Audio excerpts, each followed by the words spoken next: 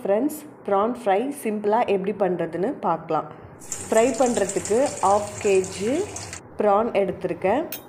ப்ரானை வந்து நல்லா உப்பு மஞ்சள் போட்டு நல்லா க்ளீன் பண்ணி எடுத்துக்கணும். அப்புறம் ஃப்ரை பண்ணுறதுக்காக மசாலாலாம் ஆட் பண்ணிக்கலாம். என்னென்ன மசாலான்னு பார்க்கலாம் வாங்க. மிளகாய்த்தூள், மஞ்சத்தூள், தனியாத்தூள், தேவையான அளவு உப்பு, இஞ்சி பூண்டு விழுது, லெமன் ஆஃப், கருவேப்பிலை இதெல்லாம் போட்டு நல்லா மிக்ஸ் பண்ணி 15லேருந்து 30 நிமிஷம் நல்லா ஊற வச்சுக்கணும். அதுக்கப்புறம் ஃப்ரை பண்ணுறதுக்காக கடாயில் தேவையான அளவு எண்ணெய் ஊற்றிக்கணும். அதுக்கப்புறம் நம்ம ஊற வச்ச ப்ரானை எடுத்து கடாயில் போட்டு நல்லா வறுக்கணும். ப்ரான் கொஞ்சம் வேகிறதுக்காக கொஞ்சமாக தண்ணி ஊற்றி நல்லா 20லேருந்து 30 நிமிஷம் நல்லா ஃப்ரை பண்ணணும்.